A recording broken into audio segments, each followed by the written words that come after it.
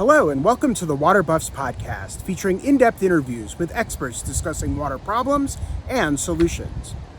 You'll find the audio version of this podcast wherever you get your podcasts. The video version is available on YouTube and Vimeo. Water Buffs is a production of The Water Desk, an independent journalism initiative based at the University of Colorado Boulder's Center for Environmental Journalism. Stay tuned until the end for more information. We hope you enjoy the show.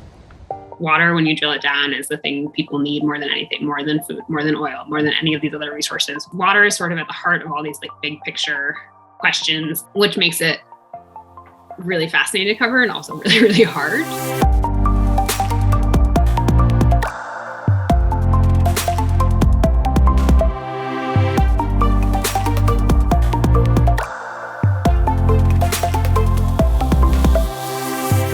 Hello, and welcome to the Water Buffs podcast. I'm your host, Mitch Tobin, director of the Water Desk at the University of Colorado Boulder.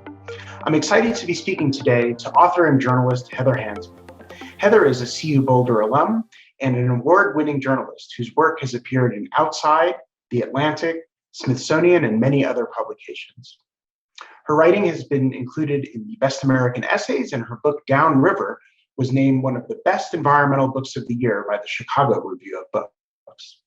Downriver is based on Heather's rafting trip down the Green River, one of the Colorado River's main tributaries. I've read it and I think it's amazing, and I highly recommend that you check it out.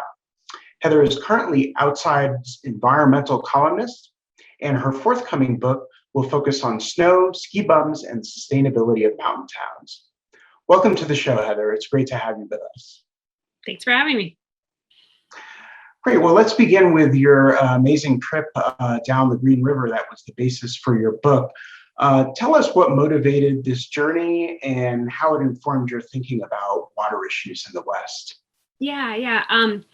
I guess maybe to back up a little bit, the gist of Downriver, which is a book about the Green River, but is also sort of about how water along that river, which is, one of the major tributaries of the Colorado River, how that river, the water in that river is used, who has rights and access to it, and kind of what's going to happen in the future. And I'm somebody, the book came out in 2019. I started working on it in 2015. And at that point, I'd kind of been reporting on environmental issues and water issues for 5 years. I graduated from CU in 2010. And my big sort of project there was about dust on snow and how that impacted water use. I've been somebody who kind of been thinking about, where does water come from? How is it used? Where does it go? How are we impacting it? And it still felt really kind of fuzzy and obtuse and remote to me. It still kind of felt like, even though I cared about it and was paying attention to it and trying to, follow stories about it, it still felt like I didn't really kind of understand the big picture and the numbers and the data, and the kind of talking about it felt really different from what my sense of rivers on the ground were. And before I kind of got into writing and journalism, I had kind of done the seasonal work thing for a long time, and I had been a raft guy. I started guiding rafts when I was 18 in college.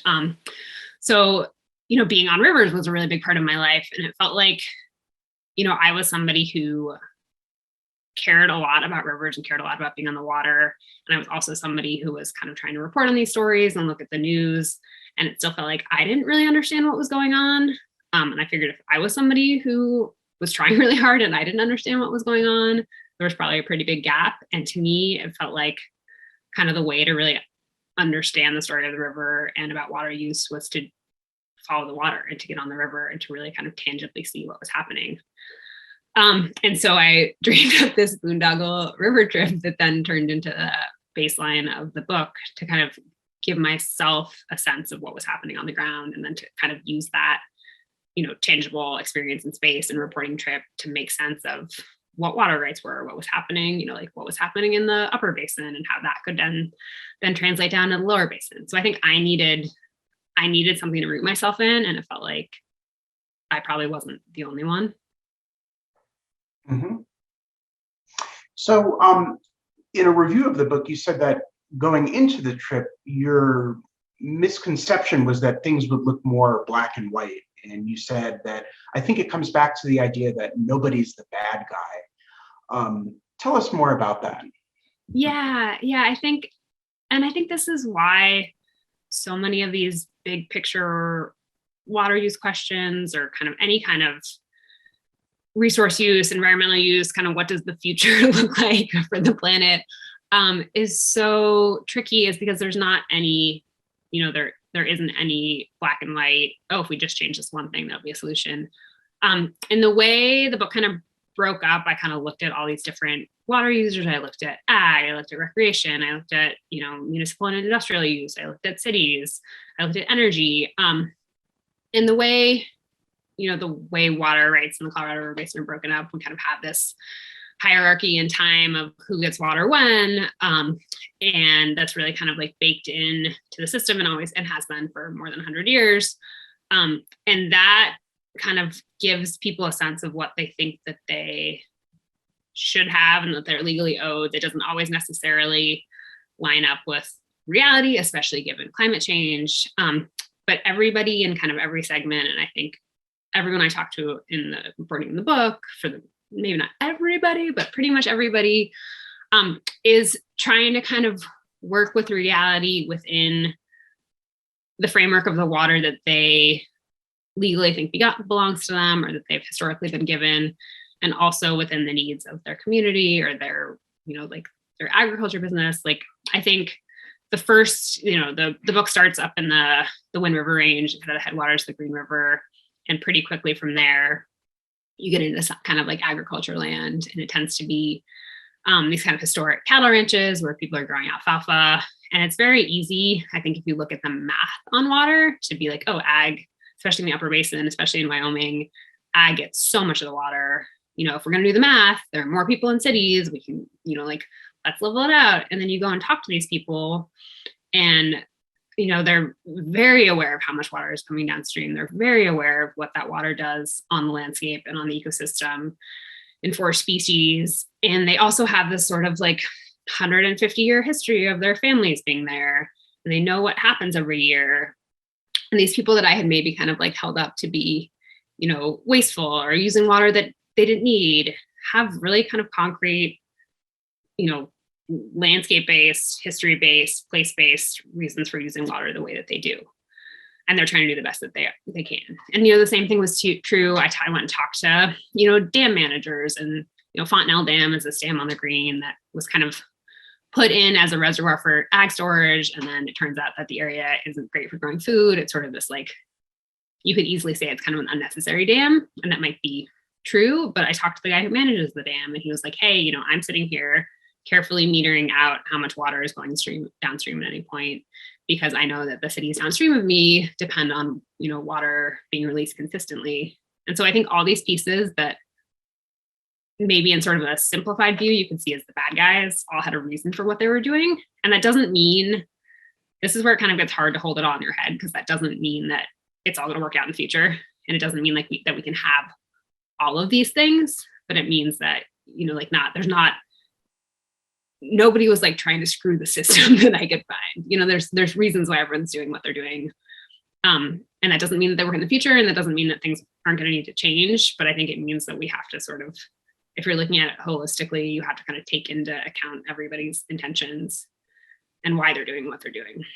And even some of these kind of projects that feel possessive or boondoggly, or, like some states are trying to hold on to their water now, there's a reason for why they think they might deserve it. And that doesn't mean it's good or okay, but I think that if you walk back the rationale, I think there's often nobody's doing anything just because they're trying to be a jerk, I guess, is the heart of it. Right. So what were some of your favorite parts of the trip? Oh man. It's hard to say, because I think one of the coolest parts about doing a trip like that, which I mean was probably one of the best, most interesting things I'll ever get to do, is just being out for that long and kind of moving at the speed of the river and watching it change, and kind of day to day, month to month, kind of seeing how different it is. I met so many interesting people along the way. I mean, part of it is just that one of the cool parts about being a reporter is that you get to show up and be nosy and ask people questions. And in almost every situation I got myself into. Almost everywhere I went, people were really willing and happy to talk to me, which is just such a special way to get to move through a landscape and get to talk to people. And also just kind of being out on the river for that long was one of my favorites. Just kind of being in that rhythm of every day. You get up, you pack up your tent, you have X amount of miles that you need to go downstream, and that's all you have to do. Kind of being in that, in that world feels really special. It was really hard at the end of the trip to get off the river. Like that was much, people ask, like, oh, were you scared? Didn't it feel, weren't you overwhelmed going into this river trip? And I was, but coming off was much harder emotionally than going in was. Mm-hmm. So yeah, I guess it's a rambling answer, but I don't have like one best part of it. Mm-hmm. Sounds like a lot. Well, conversely, were there any problems? What were the most difficult aspects of the trip? This doesn't make for the most exciting storytelling, but things went pretty well for me on the river. And I mean, one of the interesting parts about a river and kind of doing anything seasonally is that it had been the year that I did the trip, it had been a fairly dry winter, but then they got a really, really wet spring, especially in kind of the upper basin and the upper green above Flaming Gorge. So they were cranking water out of the dams when I was on the river. So I had really high flows kind of the whole time. And I mean, I guess one of the scariest parts, there's a lot of kind of anxiety in doing something like this because there's so many unknowns. And there were parts where I goofed. I locked the keys in the wrong shuttle car twice. I got, got further downstream than I thought I had, and ended up having to like trespass across, one of my source's property, which was really humiliating. And I had one in Red Canyon, which is kind of one of the sections just below Flaming Gorge Dam. That was kind of the first like real rapids that I ran by myself. And like I said, they were cranking as much water as they can release out of Flaming Gorge Dam. And that was sort of maybe the day and the part that I felt the most vulnerable, because there's one pretty big rapid there. I was in the canyon by myself.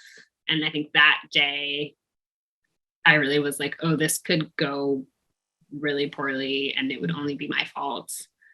And people like kind of know where I am, but don't exactly know where I am. And it ended up being, I made it through rapid. I kind of hacked my way through it. But I think that was like the day that I kind of felt the most fearful and vulnerable, and like the weight of this kind of big, stupid idea that I dreamed up was, in my head. But I think for the most part, like I said, like people were super generous with information. I had friends and family kind of help me out with the shuttles and that kind of thing. Like a lot of it was, like I was on this solo trip, but a lot of it worked out because of the generosity of other people. Mm-hmm. Yeah, you mentioned the benefits of being a reporter, of getting to go out and talk to interesting people and see interesting places and be nosy. And I'm curious about your thoughts about water journalism in particular. What attracts you to it? What you enjoy or what you find challenging about covering water issues in the West? Yeah, I mean,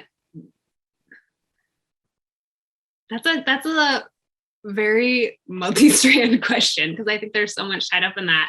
I mean, I think at its most sort of like dialed down and concrete, I think water is the thing that's going to impact us, more than anything in the future. Like you kind of, water, when you drill it down, is the thing people need more than anything, more than food, more than oil, more than any of these other resources. Water is kind of like the nut of sustainability and the nut of what our future is going to look like, and how we talk about equity and how we talk about, growth or not growth, or, it's water is sort of at the heart of all these like big picture questions that I think are important and interesting, which makes it really fascinating to cover and also really, really hard. Because I think one of the hardest parts about water journalism, and I think you see this in a lot of writing about it and a lot of both good and bad, is that it's so trying to slim down writing stories about water to, it's almost impossible to just make them about what the story is about, because there's so many strands that there's so much you have to, when you talk about, the Colorado River Basin, for instance, there's so much history and so much policy that's baked into even just explaining where we are now, that you have to give your readers to let them kind of have context on the story, which is a really big challenge for a reporter, I think. And I think why some of these stories get really weedy. And I think that's how can you talk about right now and the future and put it in context of the past and kind of like the world, I think is sort of like the challenge and the interesting part of writing about water. Like it feels like it's connected to everything and it feels like the most important story. And you can kind of, in any capacity, I think you can pull a thread and bring it back to water, or you can start, tell a water story that can be about anything. So yeah, I guess I'm even getting rambling and trying to explain it, but I think that's kind of the heart of why reporting about water is interesting and important, is because it really is sort of this like on a granular level and on a huge level about how we live in the world now and how we're gonna do it in the future. Mm-hmm. Yeah, and as you said, it's so complicated, and you need to provide the context for people to understand what's going on. On the other hand, you only have so many column inches or so much time in order to do that. So trying to boil that down, so to speak, is definitely a challenge. And not make people's eyes roll back in their heads. I think that's a challenge in a lot of science reporting, is like, how do you give people the context and the information that they need without just making it bullet points or without totally weeding them. And I think, that's why the river trip felt sort of interesting and important to me, is because that inherently then becomes a story about people. And I think, people, water is also a story about people, but I think people tend to care more about, you got to give readers something to hook into and something that they can relate to. And I think sometimes having that, showing how water is tied up in everything about our lives, I think is sort of a way to give people that line in, which feels like an important part of reporting on any of this. Mm-hmm. And as you've reported on water issues and tried to communicate these various different challenges we're facing, do you feel like there are certain misunderstandings or misconceptions or myths that the public has about water issues that you have to take into account as you cover these stories? Yeah, I think that's a hard question. I think there is sort of this idea of, especially people in the West and the Colorado River Basin who know a little bit about it. There is this like, oh, well, like the ag's using all this water, like they're, like we got to just change the history. I think it's easy to kind of look at maybe the numbers and the breakdown and oversimplify it. I think consumptive versus non-consumptive use is an interesting thing that people don't talk about, to kind of like get context on where the water is going and how. I think there's so many sort of like, and I think because it's complicated and because there's so much context, that I think it's hard for, if you don't spend, 30 years looking at water policy in the West, it's hard to kind of understand and drill down into. And this is maybe a little bit of an example. I was talking to a friend last week who's interested in buying a business in Page, Arizona. And he was like, what do you think is going to happen with the reservoir? Like, they're not just going to like, will they just drain Lake Powell? What's going to, and it's like, okay, how can I, within 5 minutes, walk back the difference between Powell and Meade and the upper basin and the lower basin, and how they're, like balancing tiers in the reservoir, and how they're decided that there's so much, nothing is simple. Nothing is like sort of easily untangleable. And I think that, I think the thing that I think about a lot is like, a lot of really, really smart people have been thinking about this for a really long time before me. And none of them were able to be like, oh, here's the answer. Like, let's figure it out. So I think you always have to kind of hold this massive amount of, like who's getting what's the history, what's the equity. And it's not, I don't know if it's like necessarily that there's one myth or one kind of story that people like to tell themselves that are easy, but I think there's just so much to hold. Mm-hmm. So I don't know, do you think, are there like any kind of like one-off myths that you can think of that you think people rely on too much? Yeah, that's a good question. I think maybe people who are not familiar with water issues don't realize that the great majority of water in the West is used for agriculture, for instance. I think a lot of people think it's all Las Vegas and Phoenix and Denver and cities using it. And certainly they're big consumers of water, but in the grand scheme of things, agriculture is definitely the biggest user. So I think, that might be one, if somebody is not familiar with Western water, that they, may carry around with them. Yeah. And I think it is, like, it's easy to be like, oh, well, like, shouldn't have built Las Vegas. And you're like, sure, maybe, yeah. But also, like, Vegas is kind of like developing all these interesting ways of like reducing per person consumption. And like, maybe there are lessons we can take from that. Yeah. It's like, there's no boogeyman. Yeah.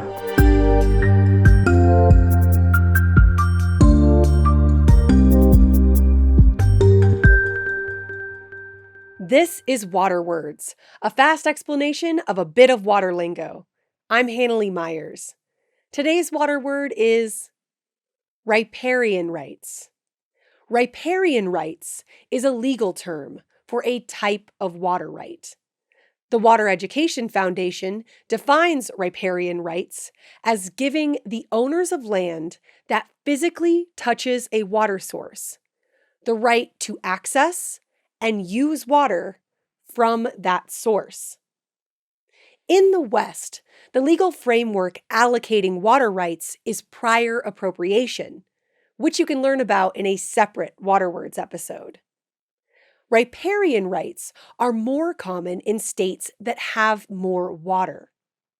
In some states, like Texas and California, a hybrid system is used, recognizing both riparian rights and appropriative water rights.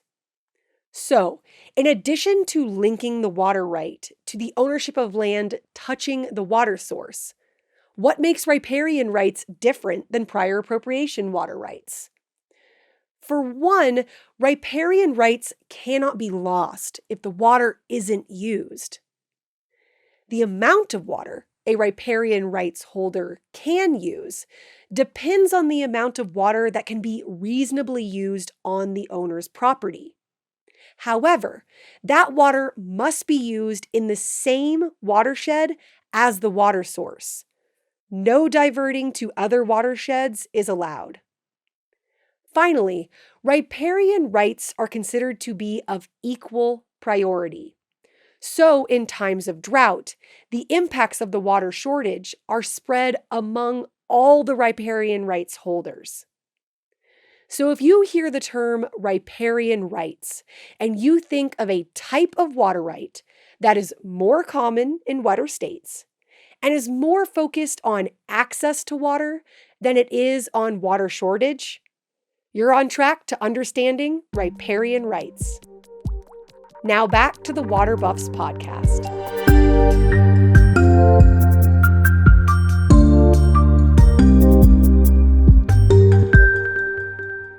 So you've also been doing some reporting on water issues on Native American reservations in the Southwest. So we were excited to give you a grant for one of those stories related to the Little Colorado River, which is another tributary of the Colorado.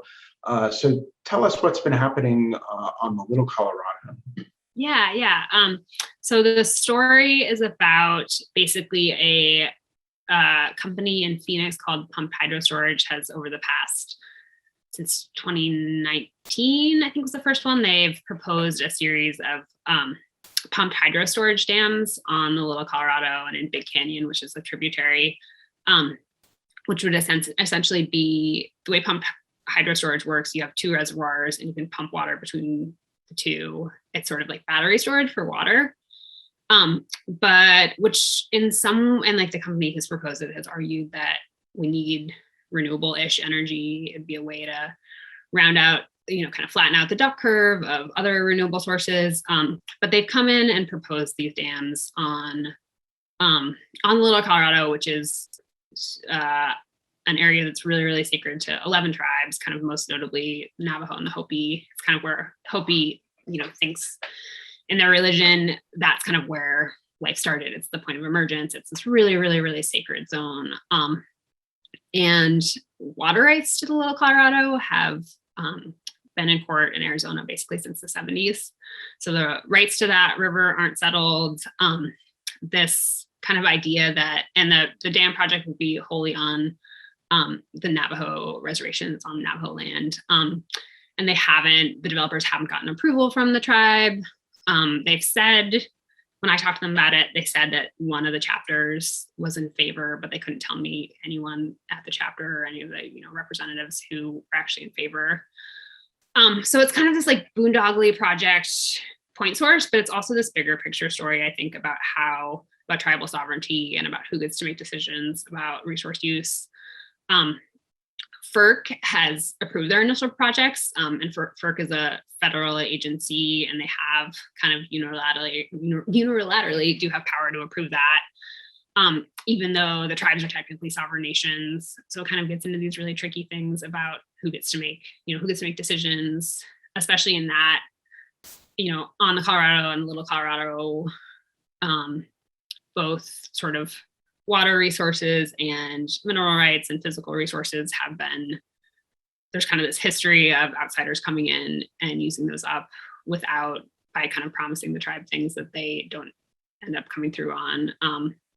And so there's sort of these layers of history and policy and rights that kind of all funnel into this one project. And it remains to be seen what's going to happen with the project. Just last week, this is beginning of August that we're chatting, the pumped hydro storage, the company decided kind of withdrew 2 of their permits from FERC, and so they're now just focusing on one of the dam projects. And so we'll kind of see what happens in the future with that. But people from both the Navajo and Hopi tribes and kind of advocates in the Grand Canyon and water rights groups are talking about kind of other ways that the river could be used, and talking about kind of figuring out how to protect that particular river and kind of, set some case law and precedents for how tribally managed resources could be protected. There's a Navajo tribal park down on the river.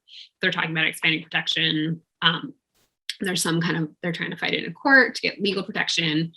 And in the Biden administration, and with the Secretary of Interior, who is a tribal member, there's kind of conversations on the federal level of how do we change the game for resource protection for tribes and for rivers that are considered, aside from one of the problems, I think, to walk it back a little bit with how we think about river and water, is we kind of have given it this numerical value of like how many acre feet, who gets how much water, without historically thinking a lot about the ecosystem values or about the cultural values. So I think this is also kind of a framework for how do we think about those things, and how do we not just come in from this kind of Western science, like federal government established in the 1920s, and kind of think bigger picture about what a river can mean.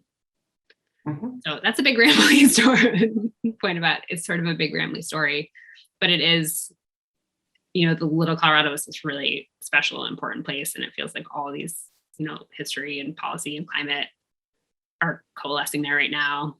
And, another factor that puts pressure on it is that we're in the midst of this, 20-year period of aridity that's not getting any better. The amount of water coming downstream is minimal, and then groundwater wells are depleted. A lot of people while this is happening, people in Navajo have been asked to reduce their water consumption by the tribal utility there because groundwater wells are drying up. We've seen kind of in COVID how much access to clean water can be, it's like a public health emergency. And so this like water, like we were talking about earlier, water isn't just one thing. Like water is tied to all these things. Yeah, and I know you've also done reporting about the issues of water security or the lack thereof on these Native American reservations, and really was brought to the fore during the COVID pandemic. So tell us a little bit more about your work and your reporting on the water supply and the challenges that residents there are facing. Yeah, I mean, I think it's sort of connected to this idea of sort of where has the federal government historically put tribes in terms of resource access and infrastructure access, in which we kind of, as sovereign nations, we kind of hold them outside of the rules and also like, constrained by them. And a lot of the kind of root problem with water access on, especially Navajo and Hopi reservation, is that tribal water rights have never been solidified and quantified in like, so they're, how wonky do we want to get on this? I mean, basically tribes were promised federally reserved water rights dating to the date that their reservations were established, which is sort of problematic and colonial to begin with. And then in a lot of these places, because tribes, had to operate within the amount of water that exists, but were also kind of hung out to dry because they were their own governments. They weren't included in a lot of the US, the big Bureau of Reclamation projects, big infrastructure projects. So they were never able to legally solidify their rights or given access to infrastructure. So they've kind of been, so then that means that in 2021 in the United States of America, I'm blanking on the numbers off the top of my head right now, but like, I don't know, 30% of people in the Navajo Nation, I think it's even more than that, don't have access to running water. So it sort of is this like, and then when you talk about, public health crises like COVID, where access to running water, being able to wash your hands, being able to do all these kind of like base level hygiene things wasn't accessible. And their case rates were super, super high.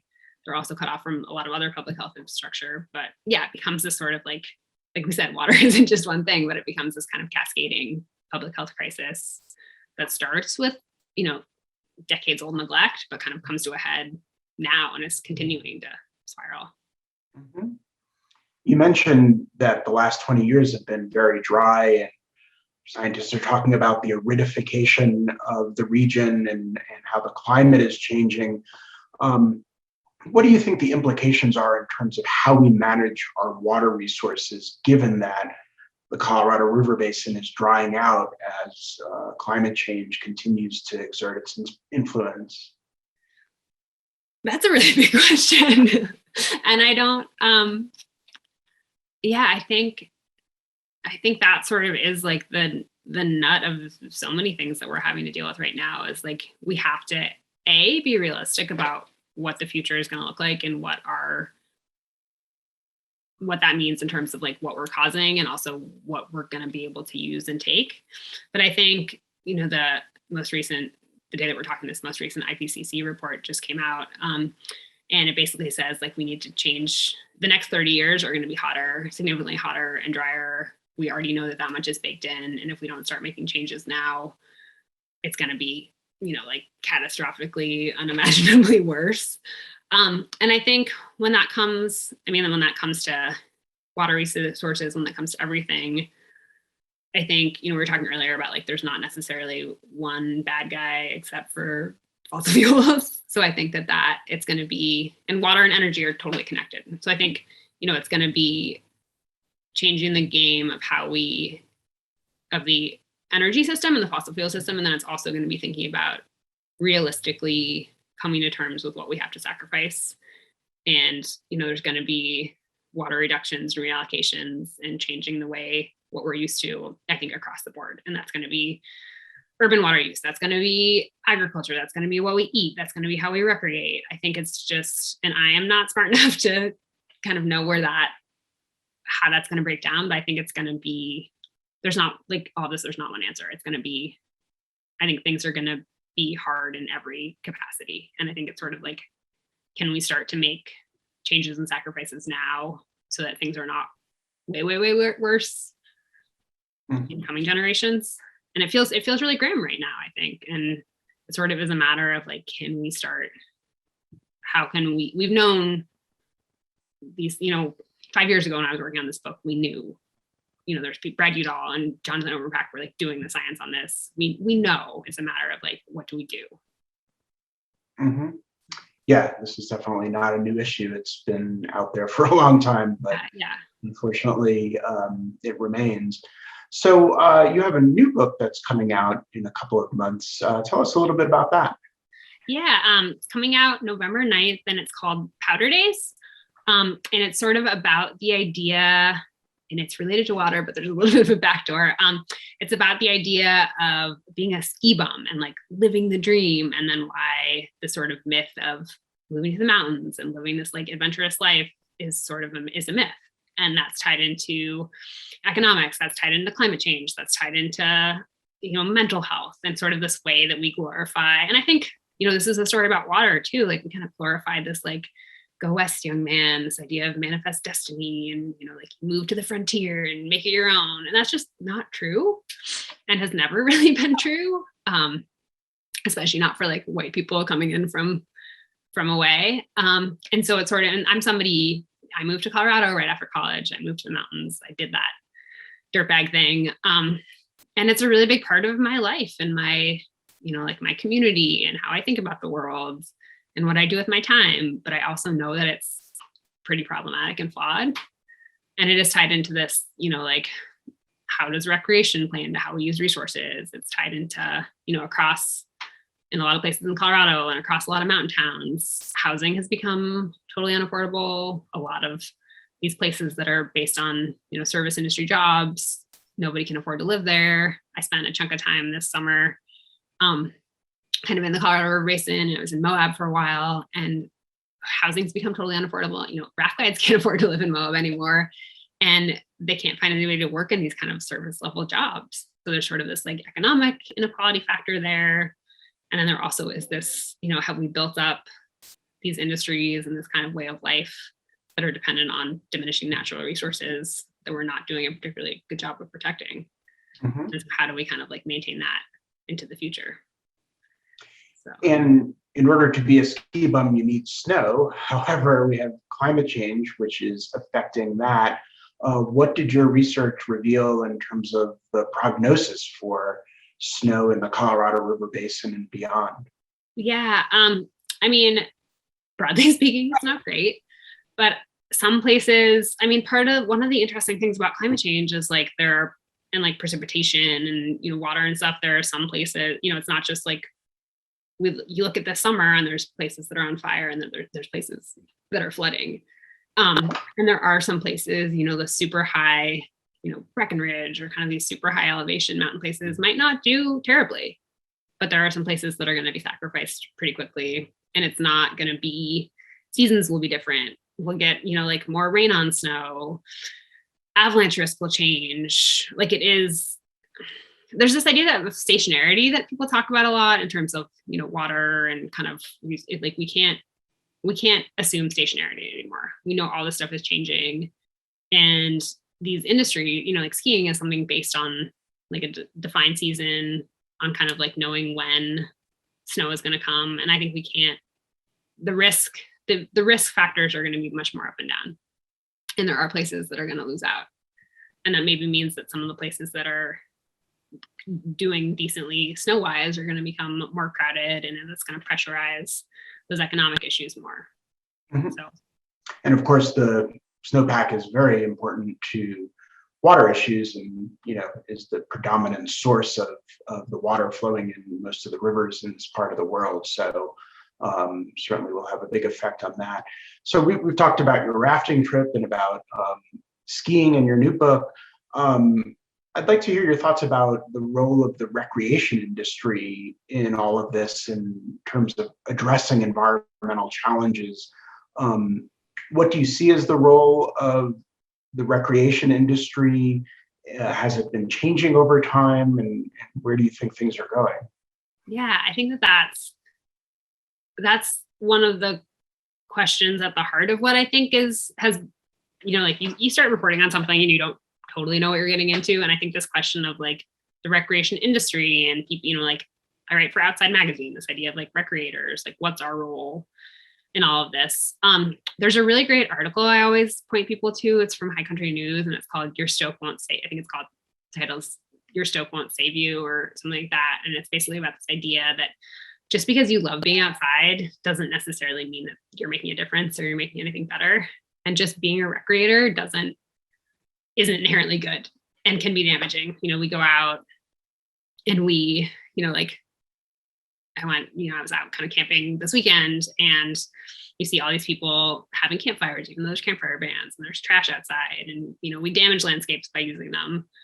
But I think the other side of that is that you don't care about things that you don't care about. And so if you're somebody who does love being outside, it does give you a reason to think about, like you kind of have a tangible piece of looking at what's changing and what's going on.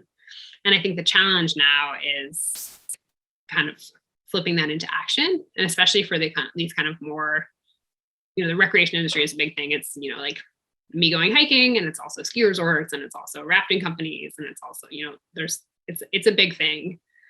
And I think there are some places where it can and does have benefits, where you get people caring about it. You look at, like whitewater parks, which come with a water right, like an in-stream flow water right. That can be a way that, recreation is then inherently protecting the river and creating change. But I think especially in sort of, you see this a lot in Western Colorado, that recreation has kind of been heralded as this like great economic hero to come in these places where extraction has been kind of the thing before. You see this in Moab, where like it had been a mining town, and it's now this kind of like tourism destination town. But that doesn't mean it doesn't have downsides. So I think the challenge now is being really realistic with human impact of recreation and what that means, and how we can use resources sustainably without abusing them, and also being like honest with ourselves about, when I go out and I'm, on a 3-month long river trip and, driving my car out there, I'm not, and like eating all my food out of little plastic packets. Like I'm not perfect. I'm not like making the world better. And I think this stuff is hard because there's not any one great answer in any of this, but I think just because you care about a place doesn't mean you're protecting it, or just Right. because your livelihood depends on it doesn't mean you're doing anything to sustain it. Mm-hmm. And I think, recreation, people in that outdoor world and the recreational world need to be thinking about that on a personal level. I think this is, something about climate change and kind of where we are in general, is that we need to be thinking about stuff. Change needs to come structurally from the top and from the bottom. And so we need to be thinking about that in every direction. Mm-hmm. Great. Well, is there anything else that you want to add?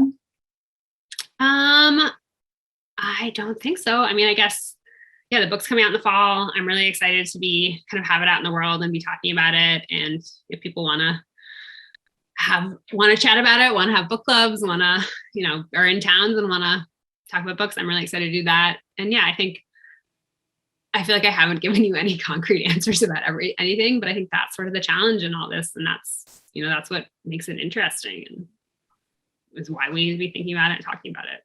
Yeah. Well, I'm really looking forward to reading the book, and also to the new story about the Little Colorado dams, and really appreciate you taking time to chat with us. Thanks, Mitch. Thank you.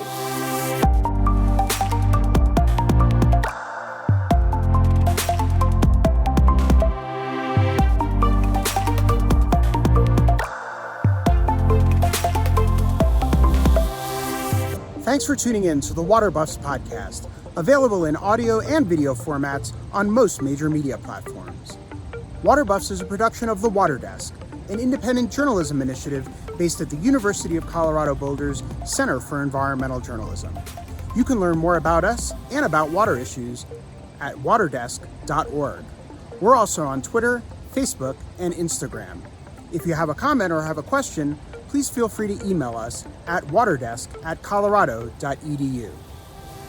Special thanks to the executive producer and co-manager, Hannah Lee Myers, and to our graphic designer and co-developer, Jeff McGee.